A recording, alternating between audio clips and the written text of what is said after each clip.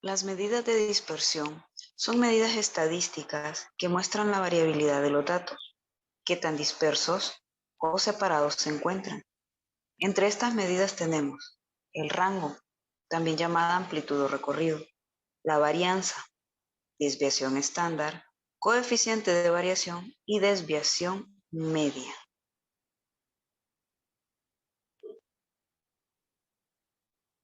Ejemplo, se tiene una muestra de 7 niños de una escuela, uno por grado, desde preescolar hasta sexto grado. Sus edades son 6, 7, 8, 9, 10, 11 y 12 años. Determine las medidas de dispersión. La primera que vamos a determinar es el rango. Para determinar el rango, vamos a recordar que utilizábamos una R y que la operación que hacíamos era el valor máximo menos el valor mínimo. Para este caso entonces tenemos que es 12 menos 6, lo que nos da 6. Bien, en la siguiente medida de dispersión vamos a determinar la varianza. Para determinar la varianza tenemos dos fórmulas, una para población y otra para muestra. En este caso, como vamos a trabajar con una muestra, pues vamos a utilizar la fórmula que nos indica cómo determinar la varianza para una muestra, que es lo que tenemos aquí. Aquí tenemos la fórmula y vamos a trabajar con ella. Como esta fórmula es un tanto compleja, la vamos a trabajar por partes y vamos a utilizar la tabla que tenemos a la izquierda. En esta tabla, lo primero que nos dice es enlistar los XY. Eso es lo que vamos a hacer. ¿Qué edades tenemos? 6, 7, 8, 9, 10, 11 y 12. Muy bien. ¿Qué más nos dice la fórmula? La fórmula nos dice que vamos a hacer ahora XY menos la media. Vamos entonces a determinar la media de los datos que tenemos. Recuerden que en la media vamos a sumar 6 más 7 más 8 más 9 más 10 más 11 más 12. Eso nos da 63. Para calcular la media entonces lo que vamos a hacer es media igual a 63 entre 7 datos que tenemos y eso nos da 9. Entonces la media que tenemos es 9. Ahí tenemos el primer dato. Ahora, ¿qué paso sigue? Miren, XY menos 9 aquí en la tabla. Bien, entonces, ¿qué vamos a hacer? 6 menos 9. Eso nos va a dar negativo 3. Y por el momento, así vamos a dejar estos valores negativos. 7 menos 9, lo que nos daría negativo 2. 8 menos 9, lo que nos daría negativo 1. 9 menos 9, lo que nos daría 0. 10 menos 9, lo que nos daría 1. 11 menos 9, lo que nos daría 2. Y 12 menos 9, que nos daría 3. Ya tenemos esa parte hecha. La siguiente parte de la tabla dice que una vez que hemos hecho XY menos la media, vamos a elevar al cuadrado. Ese es el paso que sigue aquí. Entonces, ¿qué es lo que vamos a hacer? Este resultado lo vamos a elevar a la 2. De modo que negativo 3 a la 2 es igual a 9. En el caso de negativo 2 nos daría 4. En el caso de negativo 1 nos daría 1. En el caso de 0, 0. Para 1, 1. Luego para positivo 2 nos daría 4. Y para 3 nos daría 9.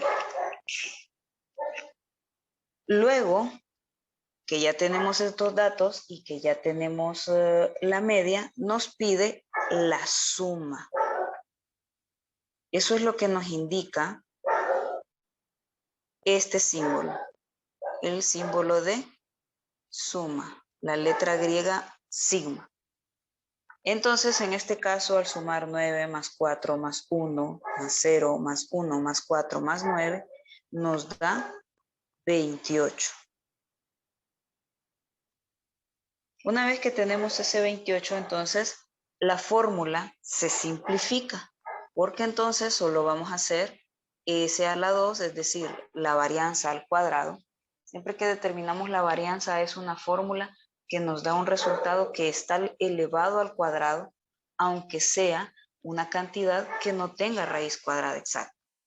Como ya hicimos el paso final, que era la suma de los xy menos la media elevada al cuadrado, entonces esa cantidad es 28 entre los n son la suma de la cantidad de datos. Recuerden que n es la cantidad de datos. Y en este caso pues tenemos 1, 2, 3, 4, 5, 6, 7 datos. Entonces tenemos 28 entre 7 menos 1, 28 entre 6, lo que nos da un aproximado, redondeando, de 4.7. Se pueden utilizar más cifras decimales, pero por el momento pues solo vamos a utilizar una cifra después de punto. Una vez que tenemos la varianza, procedemos a calcular la desviación estándar. La desviación estándar es precisamente la varianza, pero ahora sí vamos a calcular la raíz cuadrada. Su símbolo, bueno, observen que para la población es la letra sigma minúscula al cuadrado para la varianza. En el caso de la muestra, pues dice, tenemos una S. Y en este caso, pues como estamos trabajando con una muestra, vamos a utilizar S minúscula, pero sin el cuadrado, porque esa operación, pues es precisamente la que vamos a hacer para saber la desviación estándar. Entonces, en este caso, vamos a calcular la raíz cuadrada de 4.7 y al hacerlo en la calculadora, nos da un aproximado de 2.168. Esta es una aproximación. La vamos a dejar en 3 cifras. Luego, seguimos con el coeficiente de variación.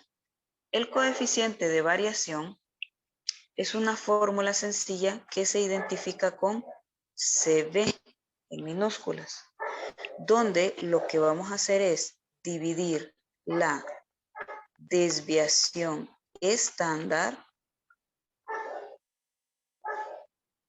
entre la media que obtuvimos. Para este caso, en el ejemplo que estamos desarrollando, entonces sería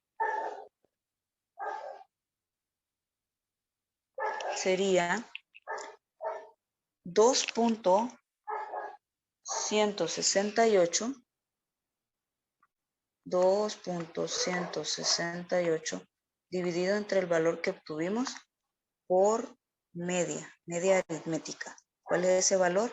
9. Eso es lo que vamos a hacer. Dividimos en la calculadora y en este caso 2.168 entre 9 nos da un aproximado de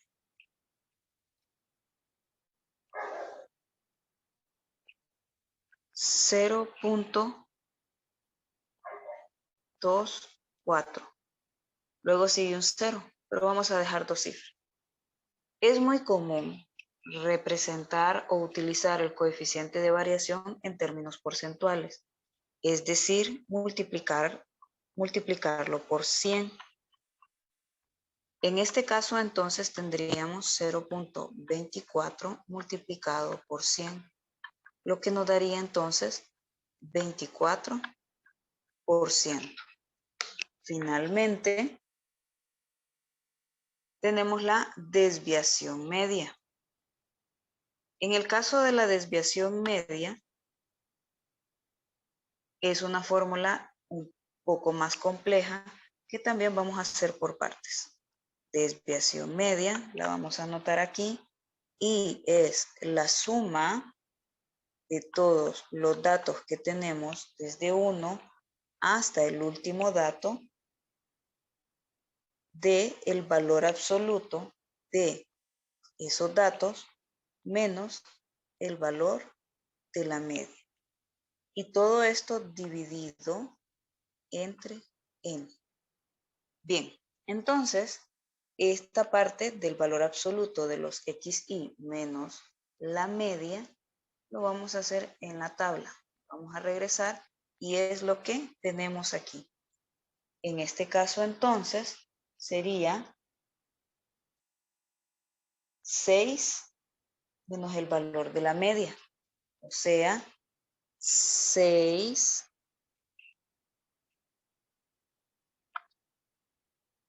xy, 6 menos la media.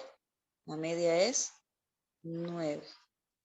Pero en este caso, como da negativo 3 y el concepto de valor absoluto dice que el valor absoluto de un número es la cantidad de unidades que representa, entonces finalmente lo que nos va a quedar es el número sin signo.